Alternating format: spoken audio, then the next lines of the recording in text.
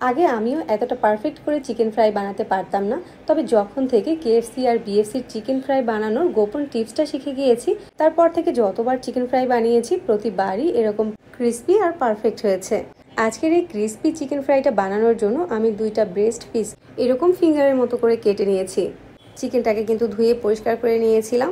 চিকেনের সাথে এখন আমি একটা ডিম দিয়ে দিচ্ছি 1 চামচ করে রসুন বাটা আর আদা বাটা, স্বাদ মতো লবণ দিয়ে দিবেন। দিয়ে দিচ্ছি 1 চামচ সয়া সস আর 1 চামচ গোলমরিচের গুঁড়া, 1 চামচ দিচ্ছি লাল মরিচের গুঁড়া আর 1 চামচ দিচ্ছি টমেটো সস। 1 টুকরা লেবুর রস দিয়ে দিচ্ছি। লেবুর রসটা দিলে কি হবে, চিকেনের বাজে গন্ধটা থাকবে না। মশলার সাথে চিকেনটাকে খুব ভালো করে মাখিয়ে নিচ্ছি। খেয়াল করেছেন নিশ্চয়ই, এখানে আমি কোনো জিরা বা ধনিয়ার গুঁড়া দেইনি। কেএফসি বা বিএফসি চিকেন ফ্রাইতে কোনো রকম ধনিয়া বা জিরার গুঁড়া দেওয়া হয় না, তাহলে অন্যরকম একটা ঘ্রাণ চলে আসে। তো চিকেনের সাথে একটু সময় নিয়ে আমি মশলাটাকে ভালো করে মাখিয়ে নিয়েছি। এবার হচ্ছে এটাকে একটা সাইডে রেখে দিচ্ছি। ক্রিস্পি চিকেন ফ্রাইয়ের জন্য এখন ময়দার কোটিংটা রেডি করে নিব। একটা বাটিতে 1 কাপ ময়দা নিয়েছি। ময়দার সাথে স্বাদ মতো লবণ দিয়ে দিবেন।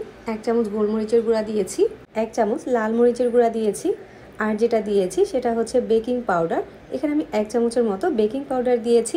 কেএফসি বা বিএফসির চিকেন ফ্রাইগুলো এতটা ক্রিস্পি হওয়ার কারণ হচ্ছে ওরা ময়দার কোটিং এর সাথে বেকিং পাউডার ব্যবহার করে থাকে। ময়দাটা একটু মিশিয়ে নেওয়ার পর চিকেনের যে স্লাইসগুলো আগে ম্যারিনেট করে রেখেছিলাম ওখান থেকে একটা করে নিচ্ছি আর ময়দার সাথে ভালো করে কোট করে নিচ্ছি। হাত দিয়ে চেপে কোট করার পরে এক্সট্রা ময়দাটাকে ঝরিয়ে নিতে হবে আর পানির ভিতরে 2 সেকেন্ডের মতো চুবিয়ে নিতে হবে। চিকেনটাকে উঠিয়ে অপেক্ষা না করে ময়দার সাথে ভালো করে কোট করে নিতে হবে। এই সময় হাত দিয়ে চেপে চেপে একটু সময় নিয়ে কোট করে নিতে হবে, তাহলে চিকেনের সাথে ময়দার অনেকগুলো লেয়ার ক্রিয়েট হবে।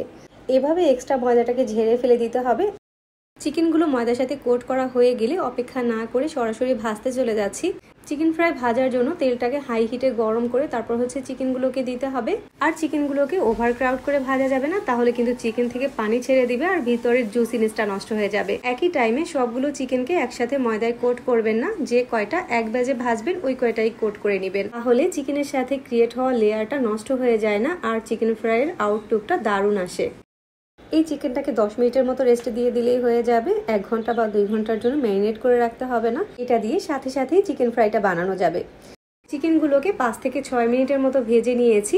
যখন পছন্দ অনুযায়ী কালার চলে এসেছে তখন তেল ঝরিয়ে উঠিয়ে নিয়েছি। ঠিক একইভাবে সবগুলো চিকেনকে ফ্রাই করে নিয়েছি। এখন আপনারাই বলুন চিকেন ফ্রাইটা কেএফসি বা বিএফসির মতো হয়েছে কিনা।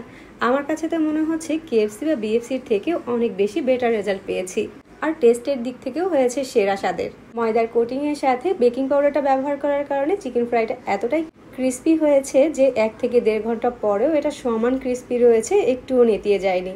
সেম রেসিপিতে আপনারাও ট্রাই করে দেখতে পারেন। আমি আজকে বিদায় নিচ্ছি। আল্লাহ হাফেজ।